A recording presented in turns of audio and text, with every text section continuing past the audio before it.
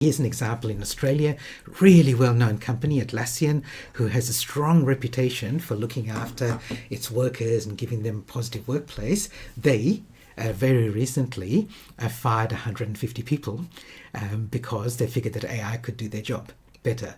And to make it worse, and this also made headlines, is that the people were given a pre-recorded message from the CEO, a video recording, to tell them that they lost their job. Now, the CEO said actually that wasn't the case, Mark Cannon-Brookes. He said actually what happened was each of their managers spoke to them individually, but he did a pre-recorded message that went out to everybody as well.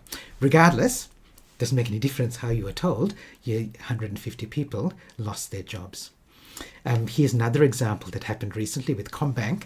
So Combank in its call center got rid of 40 to 50 people and replaced them with AI, only to find that the AI wasn't good enough and they had to rehire those people. At the time when those people lost their job, there was even an article in the Fin Review about one of the employees. She lost her job and she said, part of the last things that she did was training the AI to take over her job. So, like we think that if you think that AI is not going to take your job, just be aware that people in your team may still be worried by it and concerned by it. And it is a real concern. So whether or not that concern is valid, it's still a concern that needs to be addressed. Okay, so let me just see, there's some comments coming in here, which I'll respond to. So Joe said, ANZ said the recent job losses.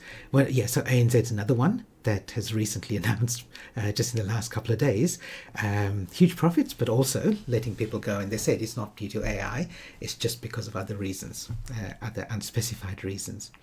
So, but you can understand why people are skeptical and cynical about it, okay? And whether or not it's true, the concern is true and it is valid.